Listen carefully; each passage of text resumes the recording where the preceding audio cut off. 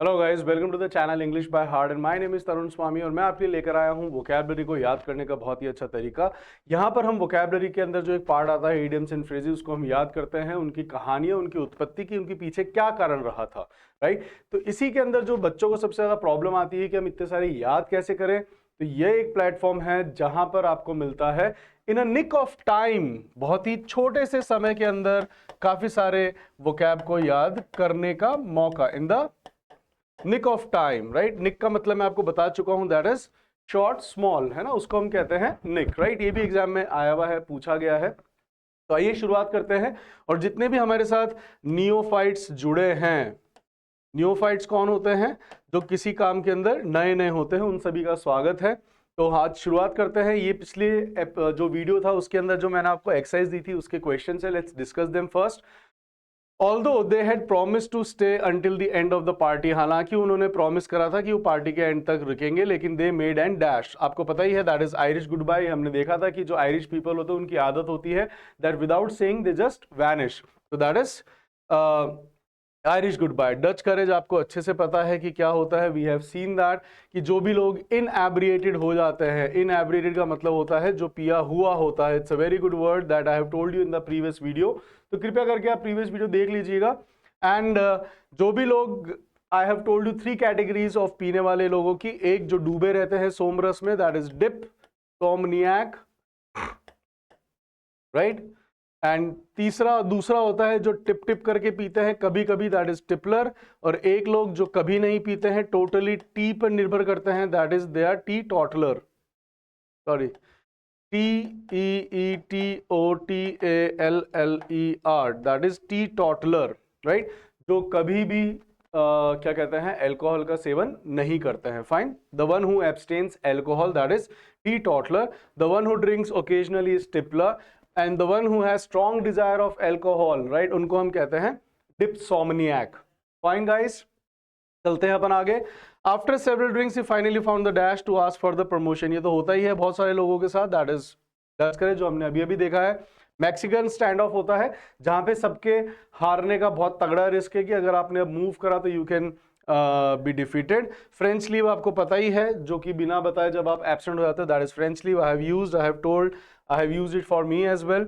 The legal agreement was so complicated that it was dashed to most of the employees. That means क्या था? All Greek, to me नहीं आएगा, it was all Greek to most of the employees. Fine, to me पूरा नहीं आएगा, fine. Since ये जो Welsh rabbit, it's type of rabbit, इसलिए मैंने आपको बताया नहीं। एक फ्रेंच विंडो था, वो भी एक विंडो का प्रकार था। इट वॉज कोई फ्रेज नहीं है, वो विंडो का प्रकार था, कुछ ऐसी विंडो जिसको हमने फ्रेंच विंडो कह दिया है। Okay Since everyone ordered different dishes, we decided to go Dutch.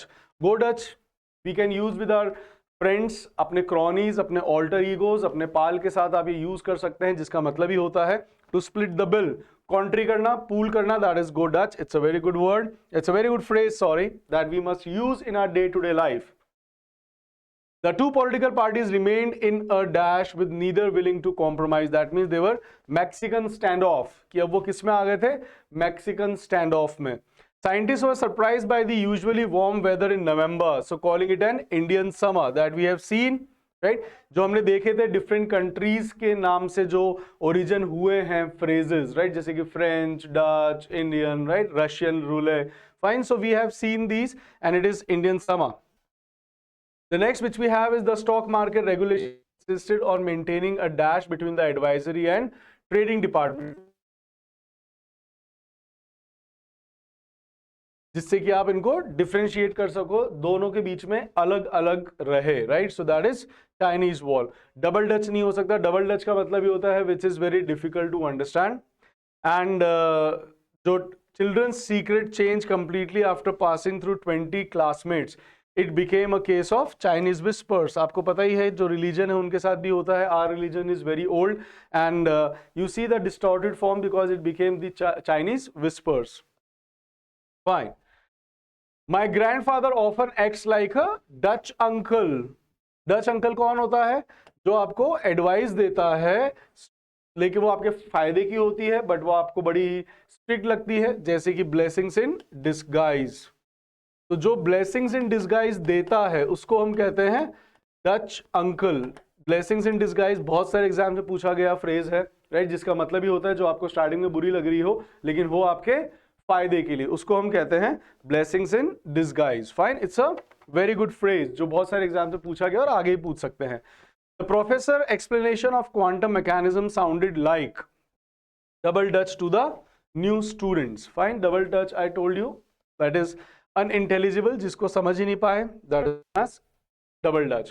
तो आज जो आप देख रहे हैं that is आज के इस सीरीज के अंदर आपके अंदर लेकर आया हूं मैं गेम्स एंड स्पोर्ट्स से रिलेटेड वीडियोस। जी हाँ, यहां पर अब हम देखने वाले हैं गेम्स एंड स्पोर्ट्स, आपका जो फेवरेट एरिया है योर जॉनरा, उसके अंदर से हम देखेंगे। तो जो पहला है that is an S up one sleeve, right, जब आपने हुक्म का एक अपने स्लीव में छुपा दिया, ये गैम्बलिंग से निकला है, जिसके अंदर की जो गैम्बलर्स होते थे वो कई बार यहाँ पे चीटिंग करने के लिए अपने यहाँ पे हुक्म का एक रखते थे, कोई एडवांटेज या फिर हिडन प्लान, जैसे कि she had an S up her sleeve during the interview, तो इंटरव्यू के दौरान उसके पास कोई एडवांटेज था, उसके पास कोई प्लान था, right. So it's a very good one, ये आपको याद रहना चाहिए। और एस हम इस इक्के को ही कहते हैं, A for S.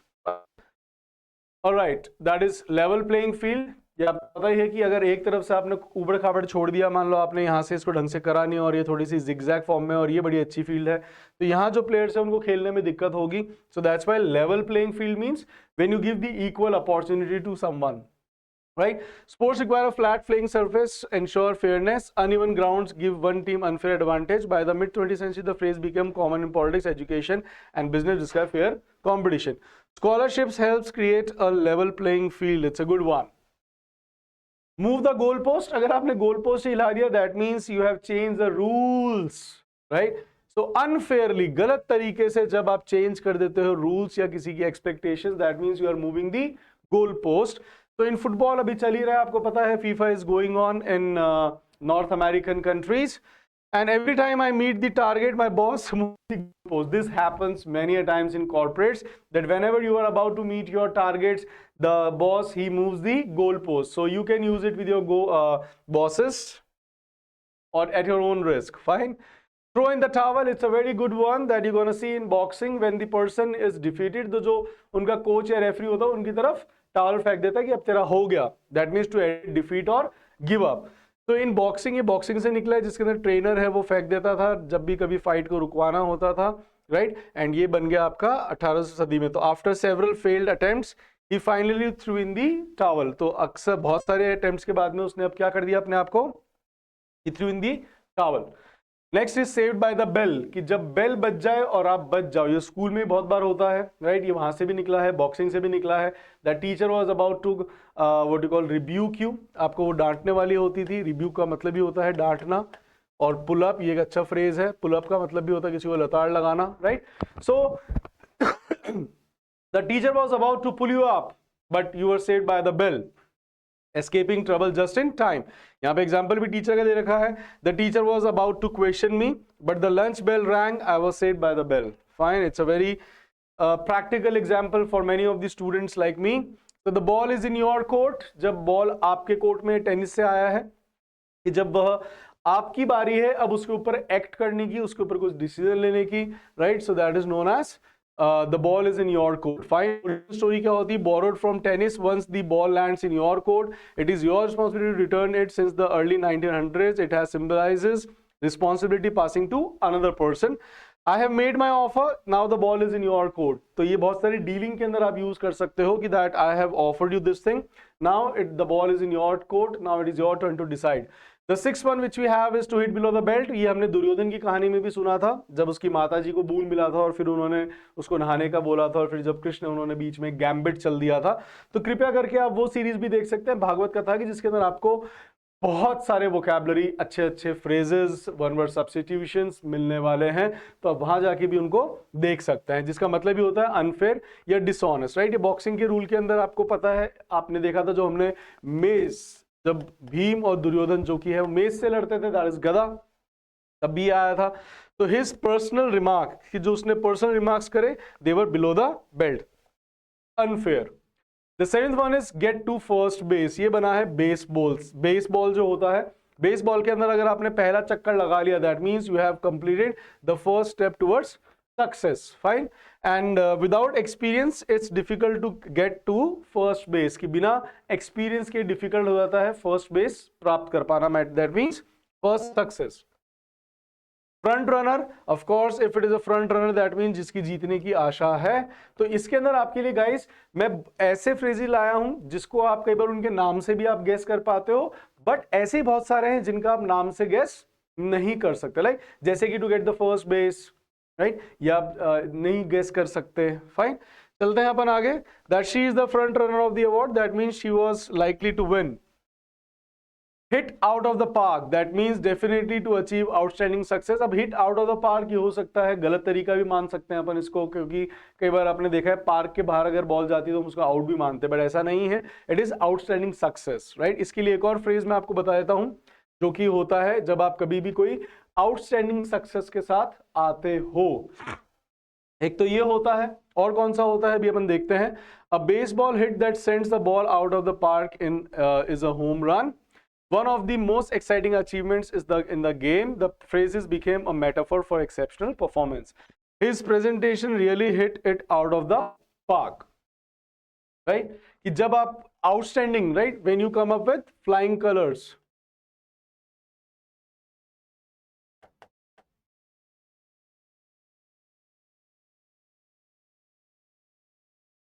Right? Or to set the Thames on fire. To set the Thames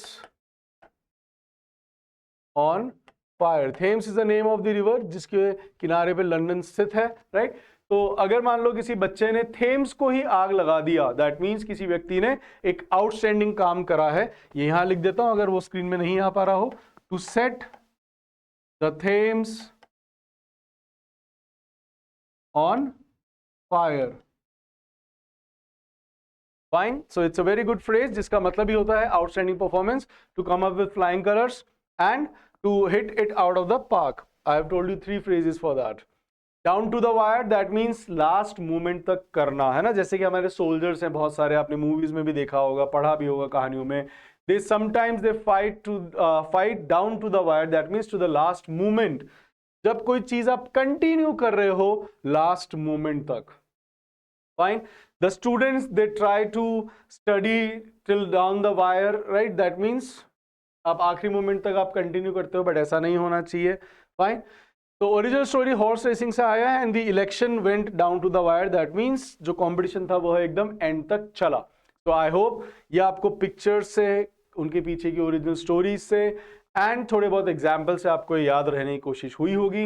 अब आपको क्या करना है, या तो इनको कहीं यूज कर लें या फिर आप इनसे सेंटेंसेस बना लें। अगर आप इनसे सेंटेंसेस बना लोगे गाइस तो ये आपको अच्छे तरीके से याद हो जाएंगे, और हमारा मकसद है कि हमें कैसे ना कैसे याद हो जाए, और इसीलिए I am putting my endeavours, और मैं चाहता हूं आप भी अपने एंडेवर्स लगाएं। एंडेवर्स लगाएं मतलब आप क्या लगाएं, अपने प्रयास।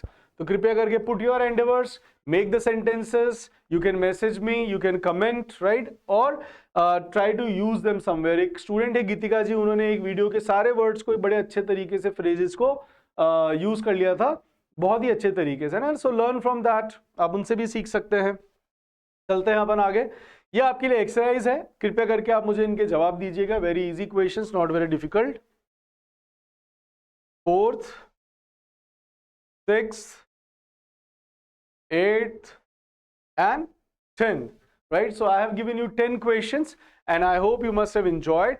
and आप भी चाहते हैं कि आपके पेपर में जो आने वाले फ्रेजेस, बिकॉज ये एसएससी में भी आते हैं, बैंकिंग में भी है, कैट में भी है, आपके आईपी मैट में भी है, आरपीएससी के एग्जाम में भी है, सीडीएस में भी है, आपके एनडीए में भी है। सो बहुत सारे एग्जाम्स में पूछे जाते हैं, और जो भी अगर आपके जो क्रॉनीज हैं, if they are preparing for that, your siblings, your acquaintance, अगर वो तैयारी कर रहे हैं तो उनको आप शेयर करें, आप लाइक करें, subscribe the channel so that you can be notified for the further videos. मिलते हैं इसी के साथ अपन नेक्स्ट वीडियो के अंदर। Till then take care, bye bye.